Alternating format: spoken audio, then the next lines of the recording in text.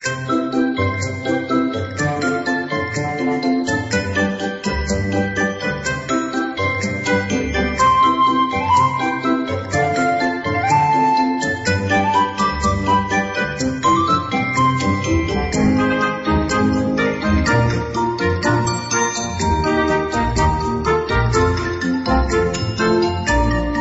Bureau of Corrections RA 10575.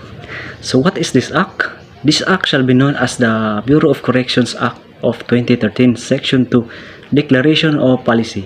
It is the policy of state to promote the general welfare and safeguard the basic rights of every prisoner incarcerated in our national penitentiary. So what is the rank of the head of the Bureau of Corrections under the RA 10575? So the rank is Director General, refers to the highest officer in Bucor with the rank of Undersecretary as a civilian employee in the uniform service who is authorized to wear the 3-star rank insignia as a symbol of authority and command responsibility. So what is the role of Bureau of Corrections? The Bureau of Corrections or Bucor is charged with custody and rehabilitation of national offenders, that is, those sentenced to serve a term of imprisonment of more than 3 years. So, what law created the Bureau of Corrections? The Bureau of Prisons was created under the Reorganization Act of 1905 as an agency under the Department of Commerce and Police. Who signed into law RA 10575? RA 10575 was signed into law on May 24, 2013 by then President Don Benigno Aquino III to address the root causes of persistence issues, but 3 years later the law is still not implemented, leaving Bucor struggling with its limited capabilities to watch over almost 23,000 inmates. So what is RA 10575 all about? Declaration of Policy. It is the policy of the state to promote the general welfare and safeguard the basic rights of every prisoner incarcerated in our national penitentiary. So what is the difference between the Bureau of Corrections from the Bureau of Jail? The Bucor is an attached agency of the Department of Justice or DOJ which convict inmates are imprisoned. Meanwhile, the BJMP is an agency under the watch of the DILG, which handles the district, city, and municipal jails where persons deprived of liberty or PDL is still facing trials are held. What was the first name of the Bureau of Corrections? The Administrative Code of 1987 and Proclamation Number 495 issued on November 22, 1989 changed the agency's name to the current Bureau of Corrections from Bureau of Prisons. When was the concept of correction started in the Philippines? On November 27, 1929, the Correctional Institute for Women, or CIW, was created under the Act number 3579, while Davao Penal Colony in the southern Mindanao was opened in 1932 under the Act number.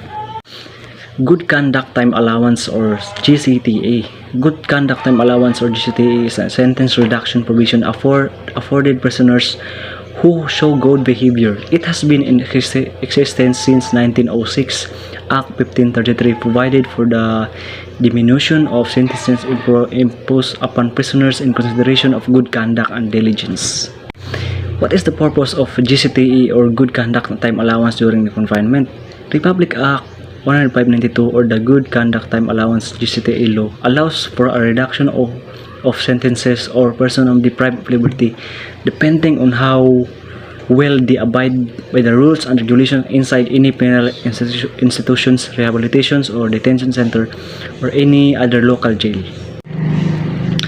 What is the length of GCTA to be deducted?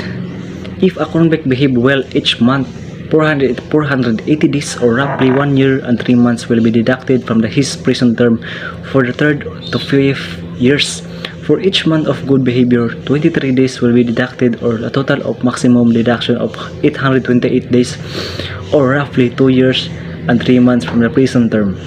So what is GCTE in BJMP? Manila, Philippines. Low-risk convicts are stranded in detention facilities as good conduct time allowance. GCTE remains suspended at the Bureau of Jail Management and Penology or BJMP. So who can avail good conduct time allowance? whenever lawfully justified. The Director of Bureau of Corrections, the Chief of Bureau of Jail Management and Penology, and or the Warden of a provincial jail, district, municipal, or city jail shall grant allowances for good conduct. Who made GCTE law in Philippines? The Good Conduct Time Allowances Bill, also known as Republic Act Number 10592, was approved by the Congress and was signed by then President Benigno Aquino III on May 29, 2013. What is disciplinary action all about? Disciplinary action is a reprimand or corrective action in response to employee misconduct, rule violation, or poor performance depending on the severity of the case. A disciplinary action can take different forms, including a verbal warning or a written warning. So, who has the authority to impose disciplinary actions?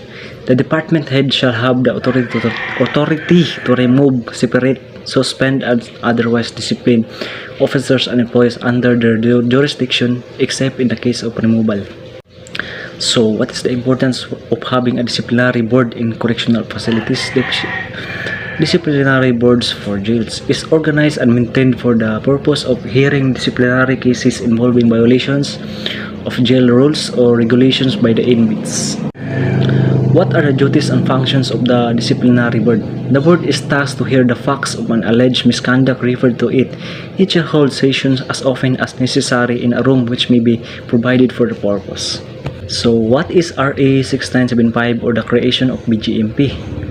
It is hereby declared to be the policy of the state promote peace and order, ensure public safety, and further strengthening local government capability, aimed towards the effective delivery of the basic services to the citizenry through the establishment of highly efficient and competent police force that is national in scope and civilian in character. Who approved RA 6975? The Senate and House of Representatives of the Philippines and Congress assembled. So, what is the purpose of BGMP? BGMP is mandated to direct, supervise, and control the administration and operation of all district, city, and municipal jails nationwide with pronged task of safekeeping and development of PDL. So, what is the Republic Act 9263? An act providing for the professionalization